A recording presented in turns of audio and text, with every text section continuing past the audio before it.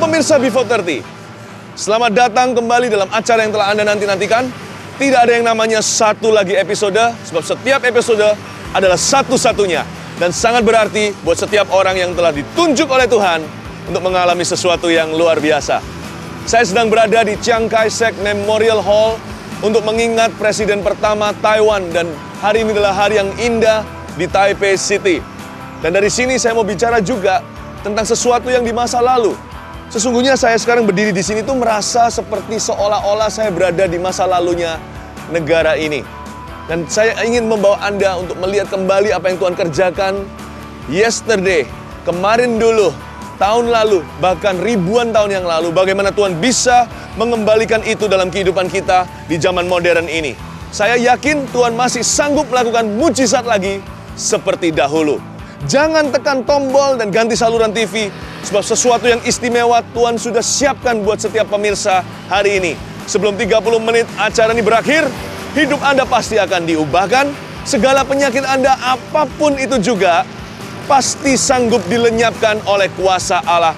Segala dosa bisa diampuni. Tetap bersama dengan saya bawa Anda masuk ke dalam untuk jalan-jalan, berbincang-bincang, dan menerima sesuatu yang sangat-sangat mulia dan berharga. Semua enjoy menari dengan Tuhan, haleluya. Come on, come on, hey, hey, hey.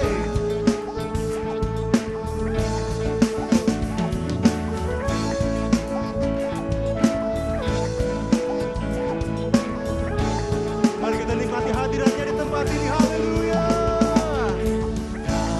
Kami telah mendengar perbuatanmu ajaib di masa lalu.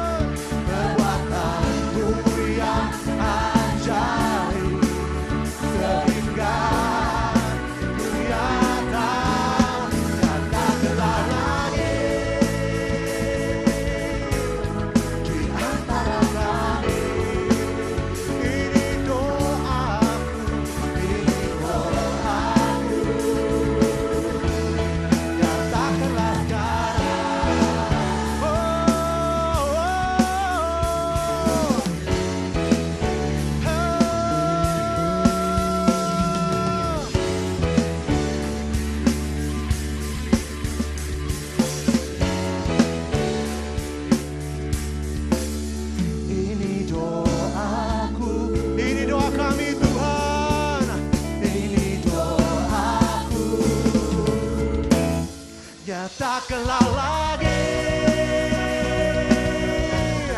seperti dahulu.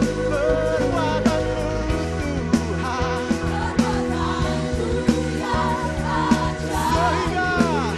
sehingga dunia tahu yang tak kenal lagi Yesus di antara kami.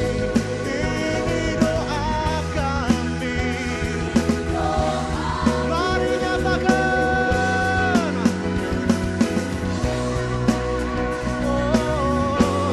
Dan tak kenal lagi seperti dahulu. Perbuatanmu Tuhan, perbuatanmu yang ajaib, sehingga dunia tahu yang tak kenal lagi di antara kami. Ini doaku, ini doaku, ini doaku Tuhan, ini doaku, ini doa kami Tuhan, ini doaku yang takkanlah sekarang.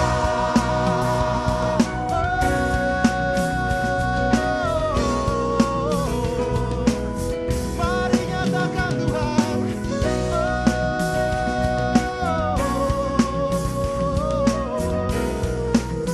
Haleluya.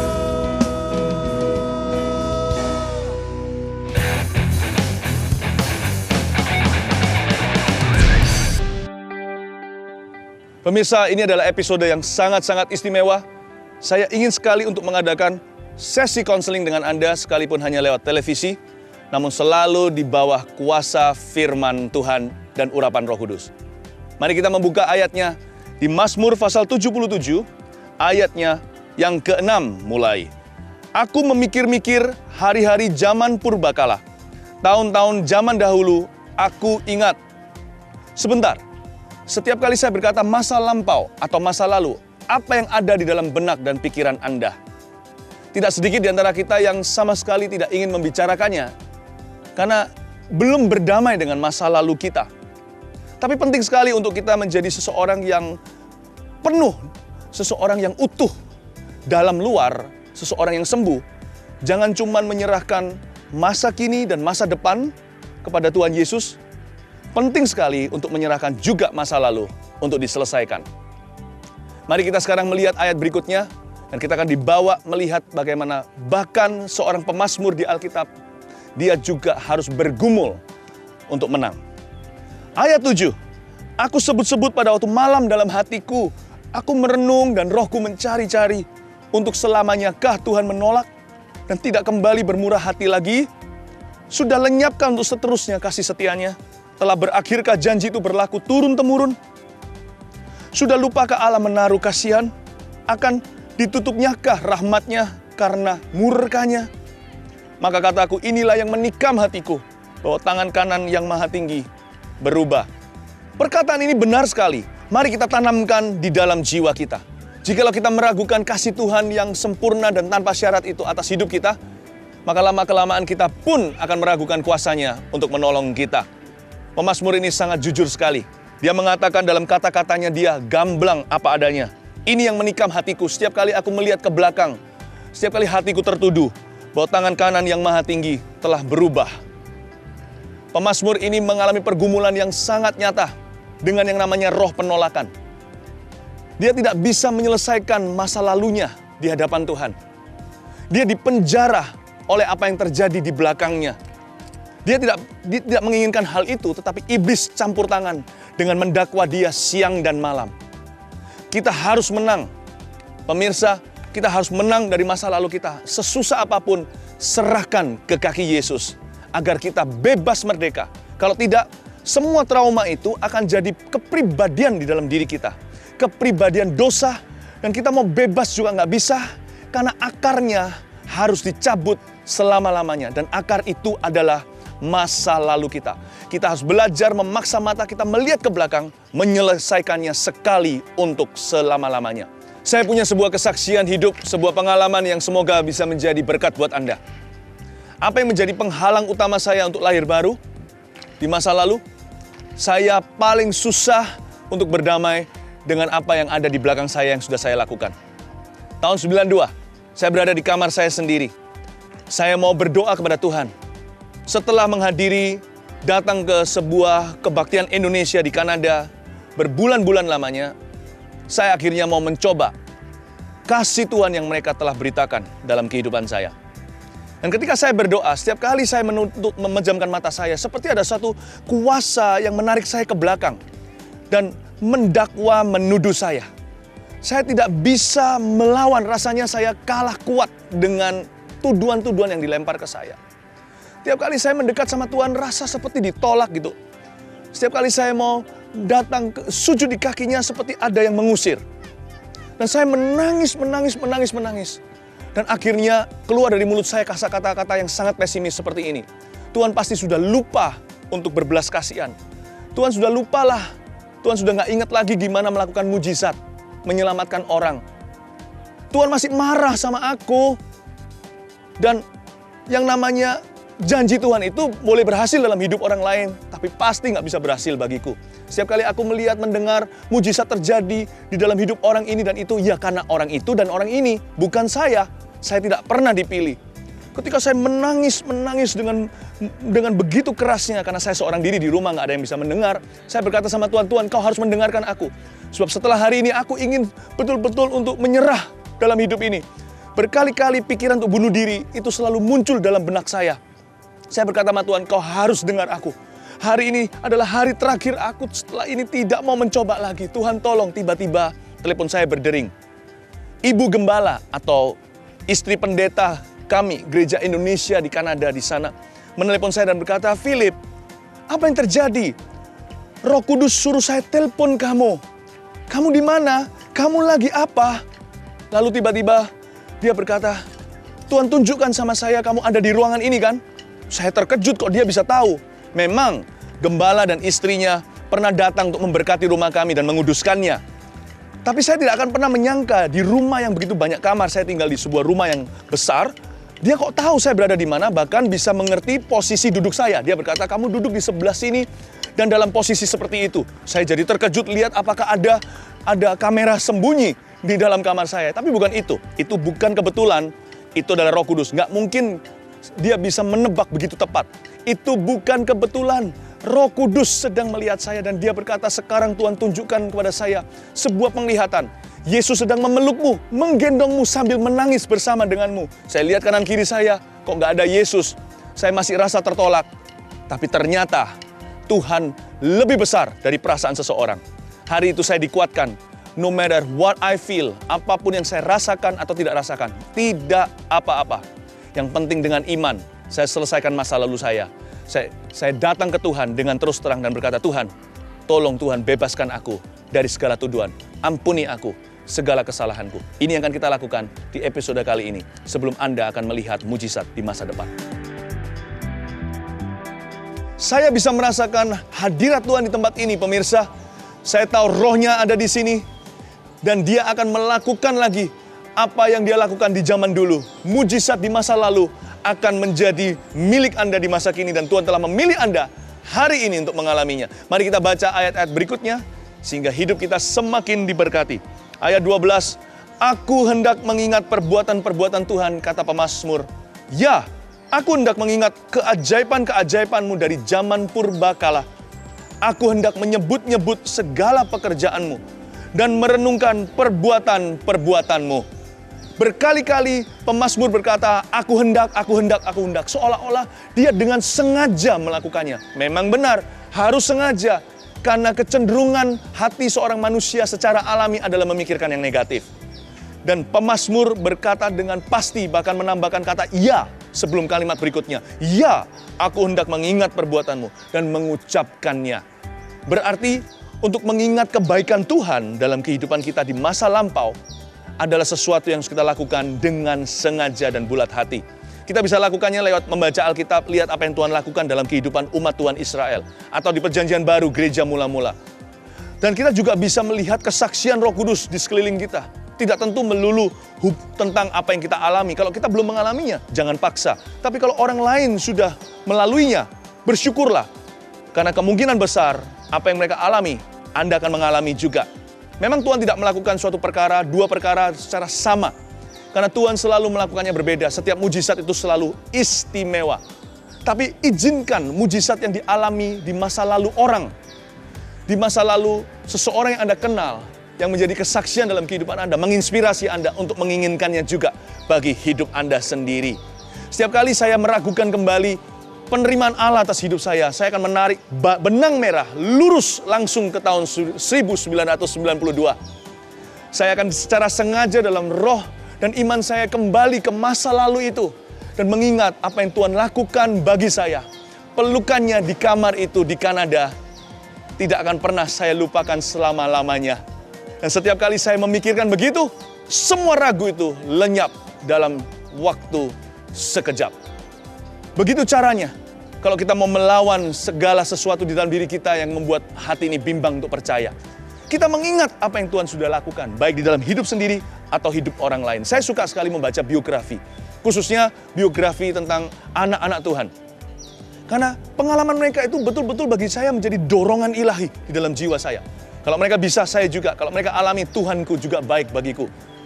Yang namanya janji Tuhan gak cuma berlaku di dalam kehidupan mereka. Dalam kehidupan saya juga, janji itu nyata. Lakukan itu, pemirsa. Kembali ke masa lalu, ingat, jangan ingat kesalahan orang lain. Karena itu merusak kehidupan rohani Anda, membuat Anda semakin jauh. Jangan ingat kesalahan sendiri, akui, tinggalkan. Itu jalan yang paling benar dan paling mulia.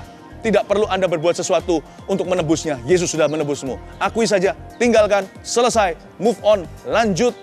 Dan Tuhan akan membawa Anda untuk melihat mujizatnya di masa depan. Kalau Anda mau ingat sesuatu, ingatlah kebaikannya. Mujizat Tuhan di masa lampau. Ingatlah itu. Maka mujizat itu akan semakin nyata di jalanmu, di hari esokmu, di masa yang akan datang. Mujizat itu semakin menjadi-jadi. Ya Allah, jalanmu adalah kudus, kata pemazmur di ayat 14. Allah manakah yang begitu besar seperti Allah kami? Engkaulah Allah yang melakukan keajaiban. Engkau telah menyatakan kuasamu di antara bangsa-bangsa. Dengan lenganmu, engkau telah menebus umatmu, Bani Yakub dan Bani Yusuf. Perhatikan bagaimana sang pemazmur menjelaskan aktivitas Allahnya. Dia tidak pernah menggunakan kata pernah, dia hanya sekedar menjelaskan bagaimana dia bekerja. Allah kita bukanlah Allah yang pernah. Allah kita adalah Allah yang masih. Kalau Anda ragu, kalau tidak percaya, lihat sekeliling Anda. Aktivitas Tuhan dapat ditemukan di tempat-tempat terdekat, yaitu di dalam kehidupan-kehidupan yang ada di sekeliling Anda yang telah mengalami mujizatnya.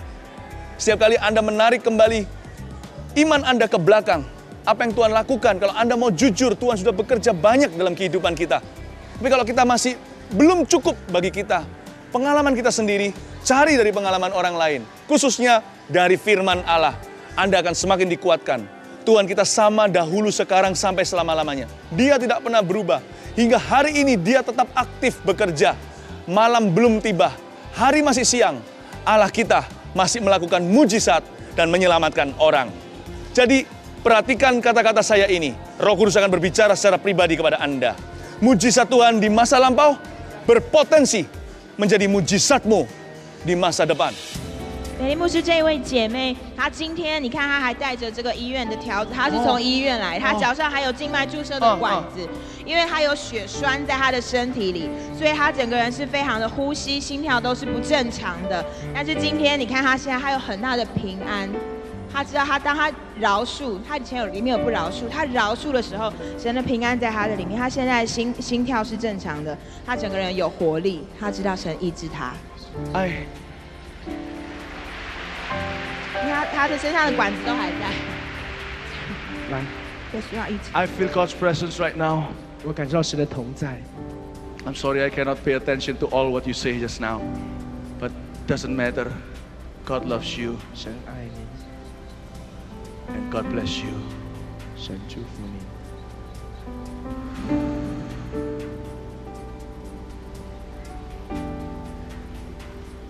I cannot pay attention to what Amy was saying. 我刚才没有办法注意 Amy 文英传道所说的， Who says Jesus is dead?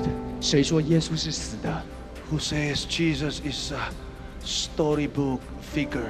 谁说耶稣只是故事中的一位人物而 He 已？ is right here with me, 他现在与我在这里， and I feel His presence with me. 我可以感受他真实的同在在我身边。 He loves you. 他爱你， He loves you. 他爱你， He loves you. 他真的爱你。过去这2-3个月，这个姐妹她左面的神经痛，痛到她的耳朵听不见声音，痛到她的脖子不能向右转，她只能这样整个转，她不能脖子来转动，你把它她转。非常的痛苦。她去看医生，小医院说你去看大医院，她去了大医院，医生说你想太多，她没办法，是你想太多。她说她的确想很多。他想到好久以前有一个人跟他借的钱，是他一个好同事，是他的上司，跟他借钱没有还就跑掉了。他想到这个，他心中非常的气，非常的苦。今天晚上来到祷告会当中，有人为他祷告，他宣告他饶恕这个借钱跑掉的人。当他饶恕的时候，他的耳朵的听力开始恢复，他的脖子可以开始向右转。他说耶稣是最厉害的医生。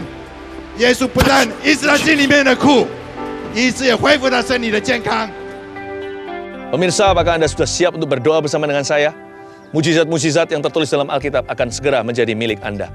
Ulurkan tangan Anda ke depan, ke hadapan layar di mana Anda menyaksikan program kami, dan Tuhan akan berada di sana bersama dengan Anda. Jangan turunkan tangan Anda. Terima kasih Yesus. Jamah setiap pemirsa kami dimanapun mereka berada. Kasih-Mu tidak berubah ya Tuhan, penerimaan-Mu sempurna.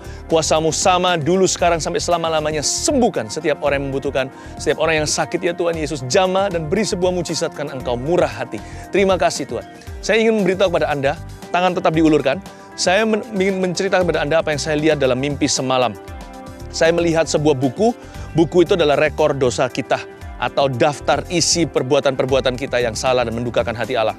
Waktu halaman-halamannya dibuka dengan begitu cepat, saya nggak sempat baca satu persatu. Hati saya sedih sekali. Saya kira Tuhan masih mengingat-ingat dosa kita dahulu.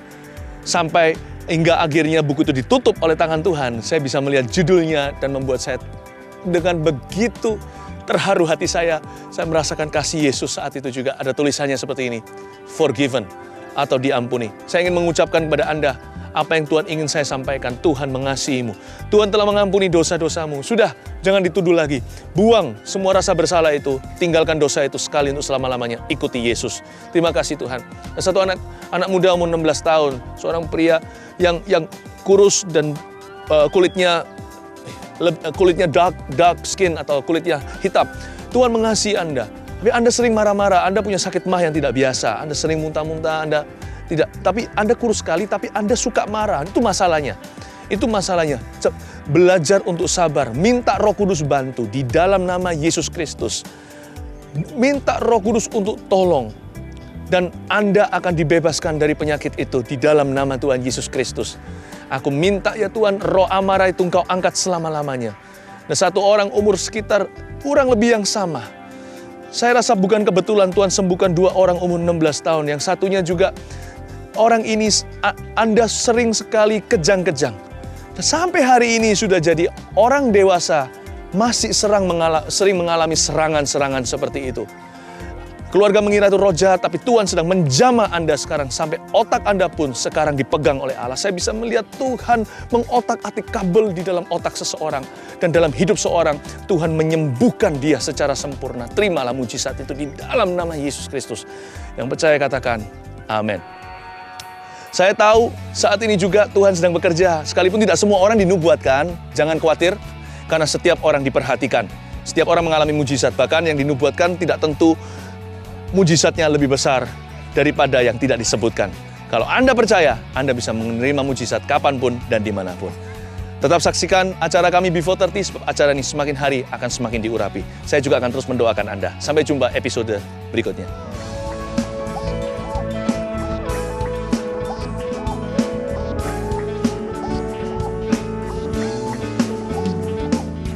Kami telah mendengar perbuatan-Mu ajaib di masa.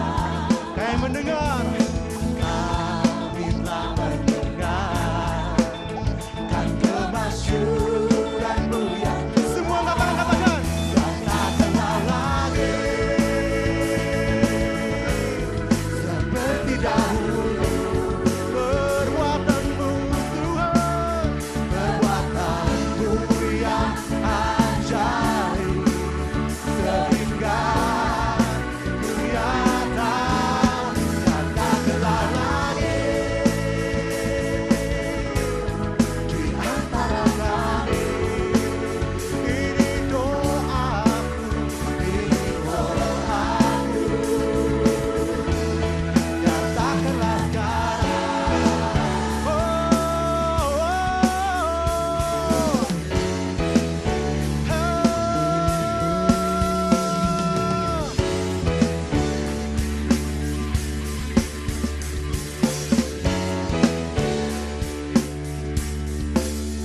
Ini doaku, ini doa kami Tuhan, ini doaku. Nyatakanlah lagi